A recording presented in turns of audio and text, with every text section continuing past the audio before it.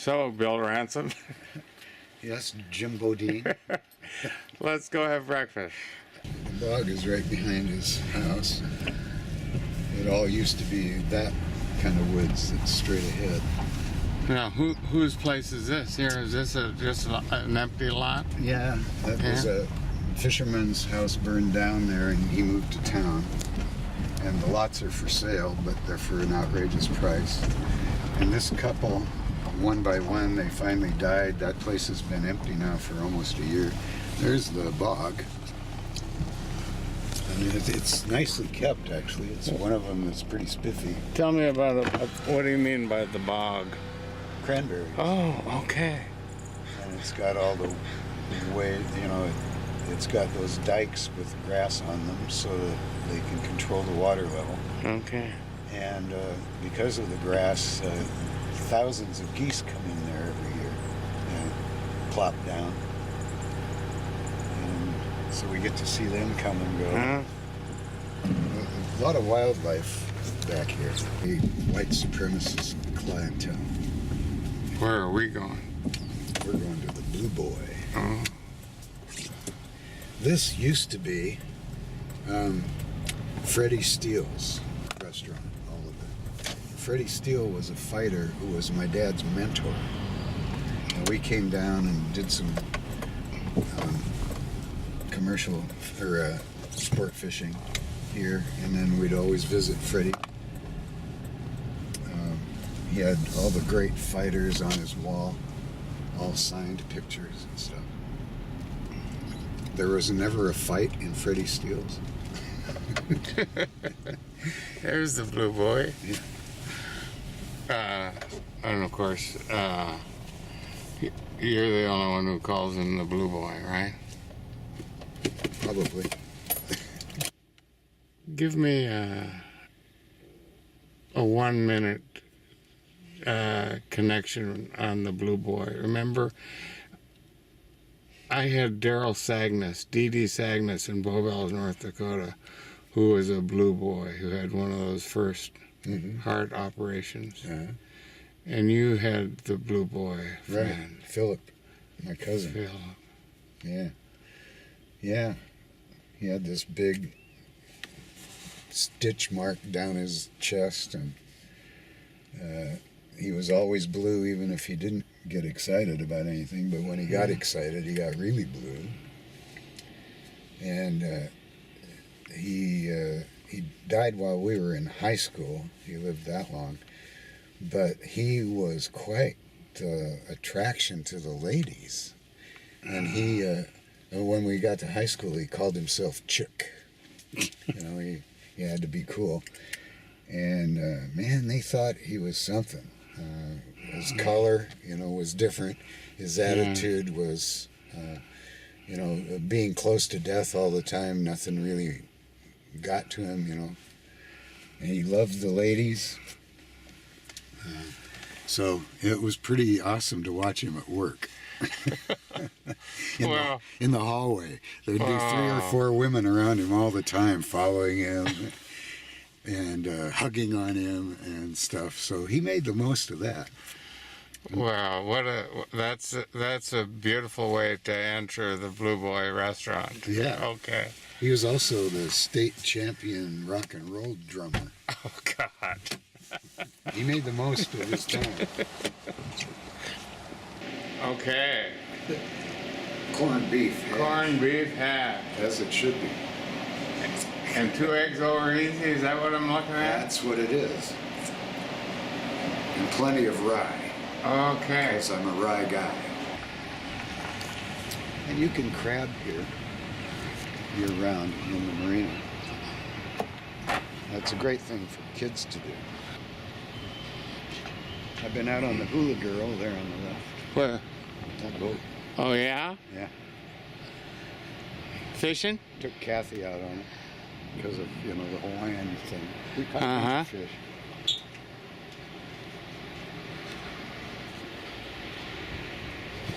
Well, the men thing is a real important topic.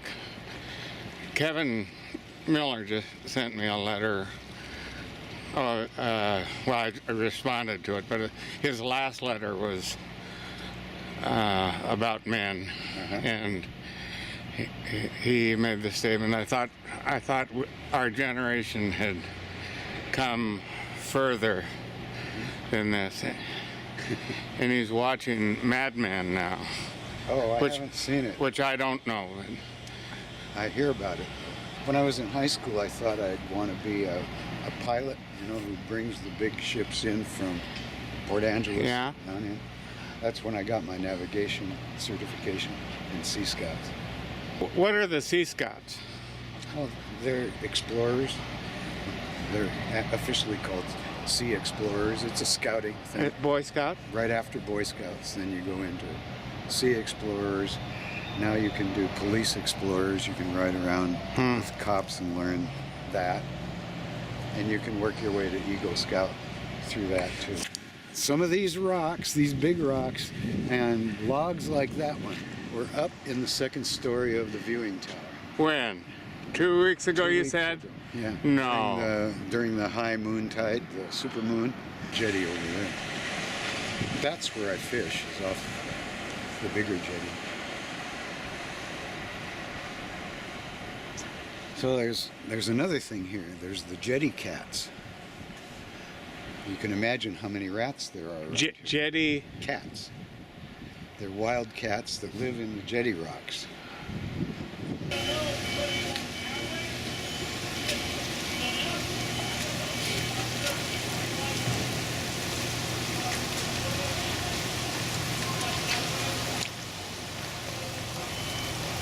Help me. Isn't that wonderful? Wow.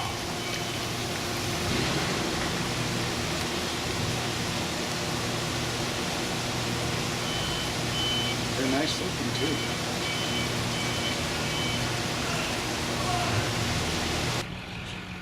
Well, this is the way the locals go, isn't it? Yeah.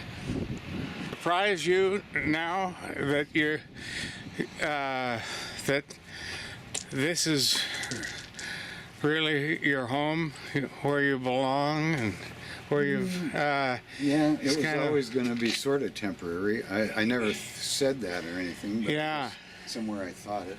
Yeah. And now that I've been working on the Port Townsend project and stuff, yeah, I like visiting there, but that's no longer my home, and those are not my people. Yeah. It's been rough if all that kelp comes up like that. Do you ever prepare kelp? No. You can't eat it, can't Not you? this kind. Not this kind? I know that there are two kinds of kelp that you can harvest. Okay. But that's often where you'll find glass balls, Japanese balls, tangled up in those. Well, this kelp attaches at the bottom to rocks, and then this float goes up to the top and has leaves on it, and that's what you see on top of the water. And what? And when I was writing what became the Jesus incident, I was looking out at it and I thought, what if that was actually hydrogen, and these things would then float up and then detach and become a different kind of creature, like a Portuguese man-o-war jellyfish, but in the sky. And then what would they do? Well, maybe they'd have spores that they would drop. And that became the highlighters in the Jesus incident, the Lazarus effect and the ascension factor. What happened the first day that you sat down at your typewriter and wrote that? What did you write? And how much did you write? I don't remember. It was probably a page. That was about what I would do with something like that if I didn't know fully what it was going to be. But I would write down sort of the idea on the page. What if this then can create something and go up? And what if its manner of reproducing itself is to be hit by lightning and exploded because it's hydrogen? And then the spores come down and grow more of them. and then they have a sea life as a kelp, and that's the cycle. So that part took a little longer. But the idea that they would be sentient, that they could think and be a communal animal or a communal plant, and all parts of the plant would know all the history of the plant, that came a little bit later. But it was all probably in 10 pages. Well, let's look at those Couple, tonight. 3 days. Can we do that? Can we find a couple places in that book? I hope so. It's been a long time. I don't reread it regularly, but sure. How old were you when you wrote that?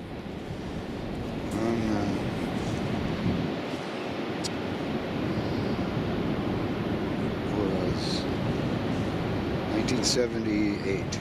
1978. Because I wrote his short story under his name in 77, 78. That's 40 years ago. Yeah. This year. Yeah. So I didn't think about that. So you're 32 years old. I was the same old Jesus was when he died. And what did I have to show for it? Show me your resurrection. I beg your pardon? What happened to these razor clams here? Oh, somebody probably threw the leftovers here So they on the beach. boiled them and ate them on the beach? Probably. Yeah. Okay, cleaned them?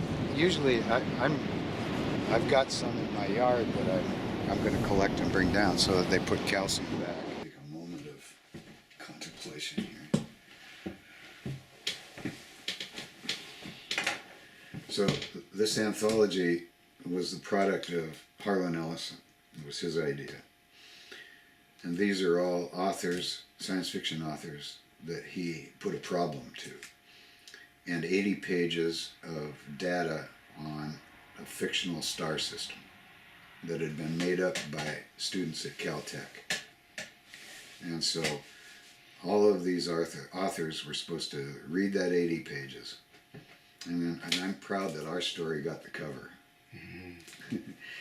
And they were to read all that and then make something up about it. But then you had to be calling each other because you're going to make a history. Now, is Theodore Sturgeon's story previous to the history of my story or after it? And do I need to call Ted Sturgeon and talk to him? Well, I didn't have a phone, and I wasn't Frank Herbert. Frank Herbert's supposed to call him. So I had to write Frank a note and stand by the phone while he talked to each of these authors and ask, where is your story in the history of this star system and planet? And then we'd find out something about it, and he'd come back and tell me, no, we're okay, we can go, you know. What's the full title of that? Medea. Medea, right? Medea. Harlan's World. Harlan's World. He takes credit for everything. He is a nice guy. Harlan, a lot of people hate him, but I liked him. Published when? 1985. Just yesterday. But they were all written in 77, 78, roughly. That was when we were all doing it. Just yesterday. Just yesterday afternoon, barely. And they had the concept and the seminar tapes that they transcribed when the original authors were all at a meeting and talked about putting this together. So that's in here. And then the stories. So in the stories, at least by position, we are number 1, 2, 3, 4. 1, 2, 3, 4, 5, 6, number 7. I don't think I've read this story since I wrote it.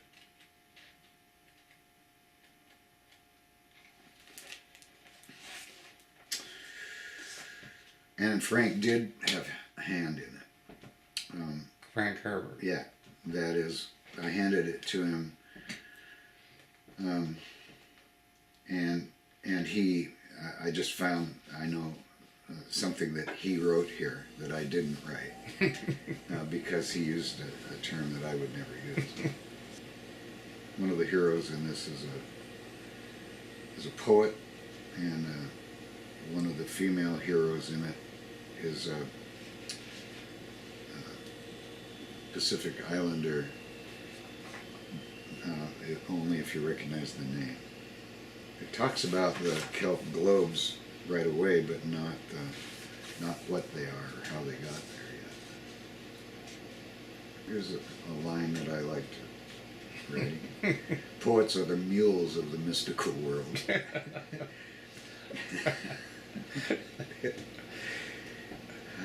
The things you say when you're not responsible for it, because Frank Herbert said it, right? And Frank always had his characters thinking, so that I did that here. I read a bunch of him the week before and just tried to get his voice in my head. We're getting to some of the creatures on the planet that are trouble.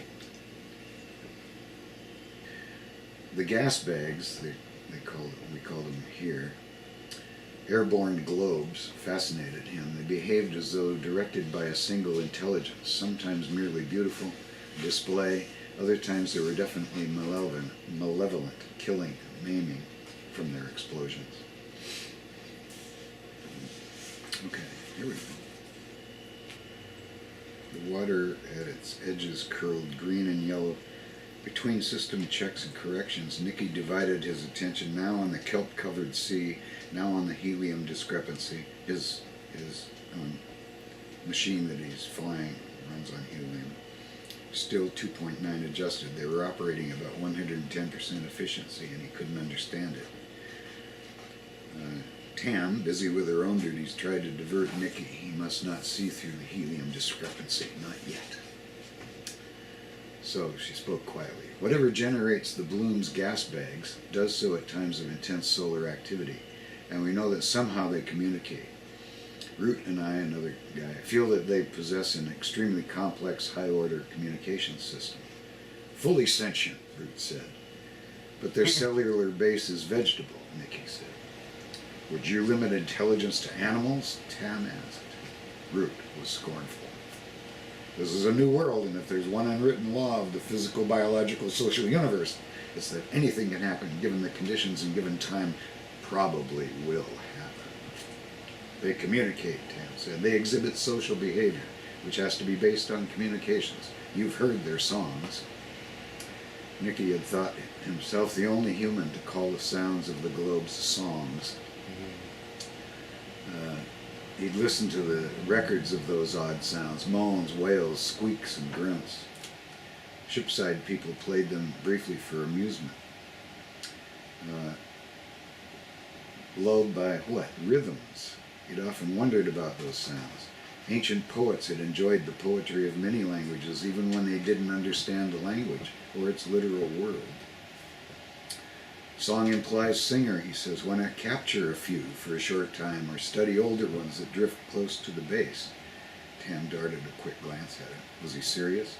They lift by hydrogen, she said. How do you capture and confine a firebomb? And even if they don't explode, they disintegrate. Capture's out of the question. What are we studying? Root demanded. We need accurate data. You know those guys. They're in every science fiction story. The view ahead filled with a thick yellow-brown froth breaking across the kelp. Thousands of them come off the water at the Bloom, Tam said, but wind and electrical activity allow only a fraction of them to make it inland. Look. At first they saw only waves and froth churning over the kelp. Then, slowly, bubbles in the froth began to swell and rise, each in its own violet, green, or yellow. Each trailed a long, thin strand of itself, much like its tentacles, that appeared to be attached to the kelp. As they rose, the umbilicus stretched thin and broke. The bags floated free, and within seconds began to play every color of the visible spectrum across their surfaces. Water and air swirled with dancing colors. They keyed the external sensors, and above the high-pitched shriek of wind through the floaters' lines, their craft, they heard the tentative flutings of the gas bags, clear whistles and odd cadences. They're a dream. And they watched thousands of the colorful bags broke the sea's drab surface. and listen to the siren fluting of the bags I'm skipping. They sound like ship children when they get up in the morning. They come out of their cubbies and into the dressing room and they jabber themselves awake. We were the only floater that the gas bag globes did not attack. There you go. Then they want to gather some of the skins that blew up. And then they discover that the creatures on land that eat the blown up skins act peculiarly, and and by the time you get to the ascension factor, people are eating it to get to connect. We suspect the skins are hallucinatory. Epiphany, Nikki said, the visitation of God. The sentient being chooses what it will see. The Jesus incident, the chapter heading was getting to the Latin root of conscious and conscience. One is to know, and one is to know better. That's how I put it. That was my translation. Uh-oh, sexual tension is increasing. Already I know there's much more detail about them in the Jesus incident. Well, you found some gems. Planarians, Nikki said. The living, thinking creature is really the kelp. The globes are its eyes, its ears, its arms, and voice, its contact with the universe through which it learns. Planarians, Tam was confused. A small earth-side flatworm, Nikki said.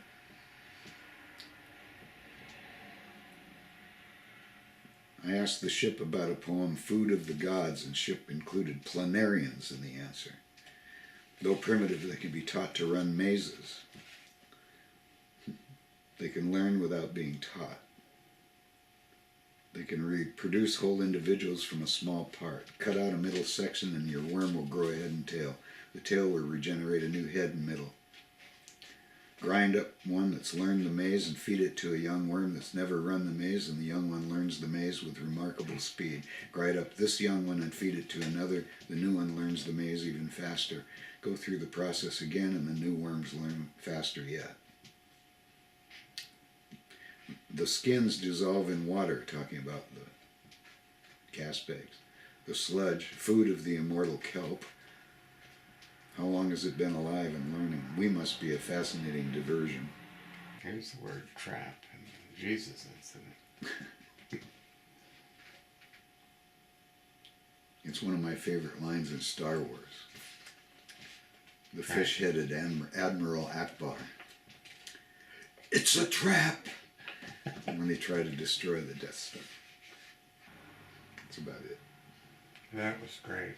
The Jesus incident gets into a little more detail, but it might be as spread out. Yeah, it was a lot of fun watching you reread your work as well as find those gems.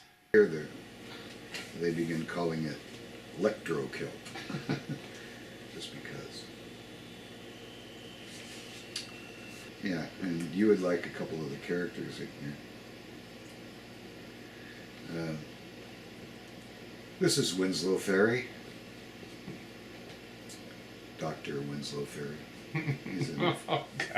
He's a nefarious guy. He's a drunk. And he's nothing like the original explorer Edmund Kingston. Oh, You know. those are insider jokes, huh? Yeah, in the Lazarus Effect, one of the main characters is Queets Twisp. Winslow Ferry sat in his dimly lighted office, unaware of the random chaos around him.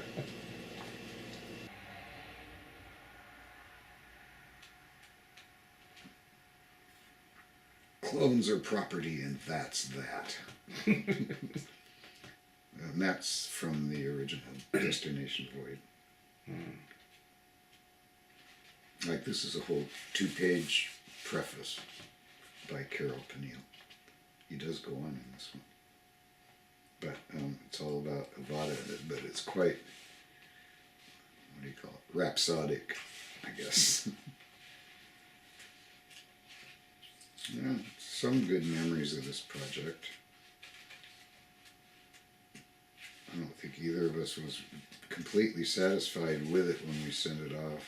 It had to be changed because of this story. Frank told me that when he was in New York, that the publisher said that all those creatures in those stories belonged to him, and that we were not, because they had looked at the manuscript, and we were not authorized to use the creatures we created. And so we had to change. Otherwise, some of the characters would have been in this. And so we had 2 weeks to rewrite the whole thing. Changing all the animals, situations, and renaming things. Just renaming them. Highlighters. And now, I wasn't there. And sometimes Frank got a little paranoid. But also sometimes Harlan was like that. So I never knew exactly what went on there, but I know we did it. We did it fast.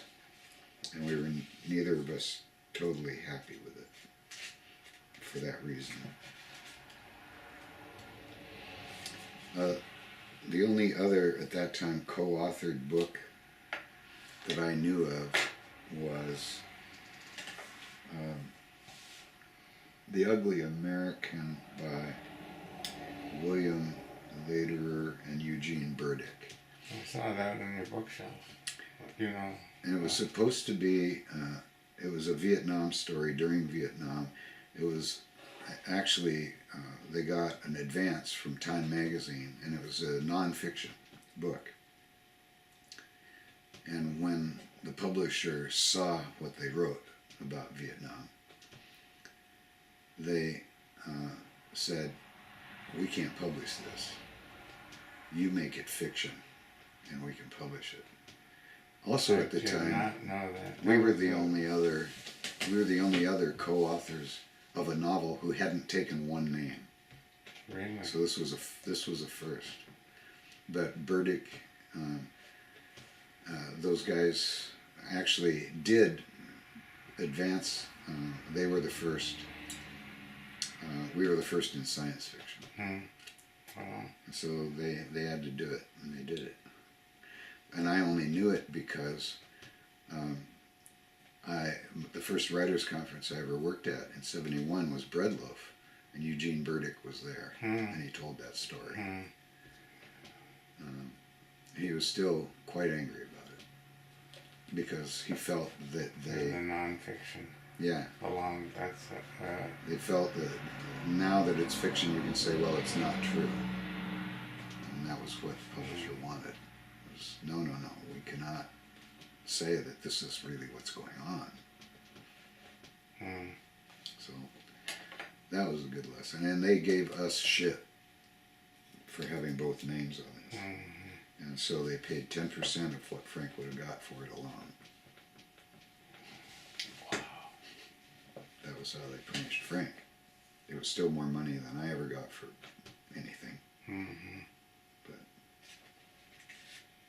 So there was a lot involved in this book that is not in the book. Carol Peniel, he just got a lot of chapters. Yeah, he does. Find me an interesting page. I just want to, with an epigraph. I just want to photograph one. Oh.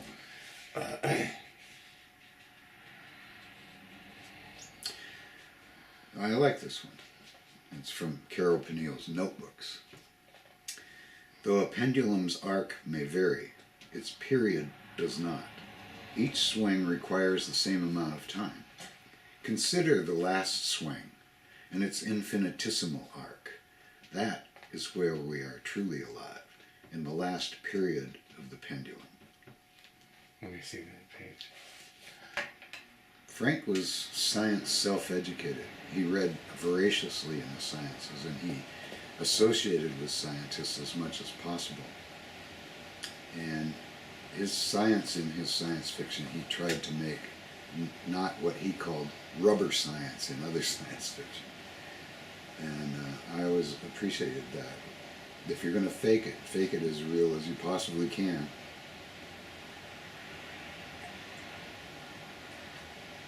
Or as he said, you don't have to explain how the rocket ship works. You don't think to yourself everything about starting your car and what it all does. You put the key in and you go. You say it works. Don't explain faster than light travel. You can't. Just say we do it, and we've been doing it for a long time. Stuff like that. Yeah. It just makes sense, you know. Yeah. Don't get into the details that you can't prove.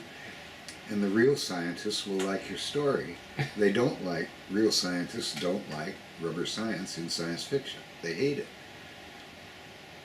With good reason. Yeah. It makes science look bad, you know. Yeah. And he was very sensitive about that. I like that. He was a very funny guy. Mm-hmm. He liked to laugh a lot, and he found a lot to laugh about. That's good. And that's great for us tonight around this table. Yeah. Do you have any, before we think about clams, yes. do you have any poems you want to read? You got a poem or two? Oh, I have a new one. Walking the Elk River Road. Crushed hail below, eagles above, 5 steaming elk own this road. That spiked bull charges a pair of geese in the estuary, throws me the stink eye, smells like horse. School bus stops, idles. One girl lifts her window, says softly, "Hi, elk. Hi, you elk." Mist sweeps from the water, merges with the elk steam, the bus exhaust and ring. Merges with the elk steam, the bus exhaust, and rings sunrise with a rainbow halo. The bus nudges elk butts to hurry children toward their education. A red-tailed hawk drops from her snag, mantles over a vole, nibbling a stalk of grain. One last nibble, new ripe grain. Still Ransom. This road.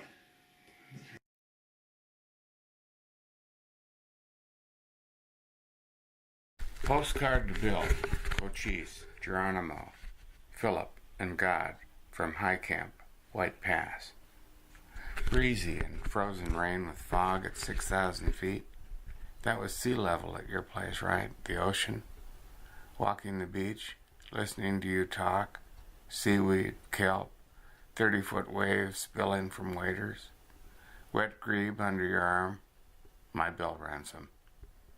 Those boys are us. Solid with Philip between us at the Blue Boy. Brothers with blue baby stories. Is God too small or too big to truck with heart murmurs and leaky valves? My brother Chuck, the ball player, born with one. For us, the murmuring heart calls angels into tide pools. Encantado. Bob Marley dijo, El futuro es brillante. I drove the white pony into deep forest, unpacked clothes from your place, and set out on skis. No smoke signals today, not from High Camp.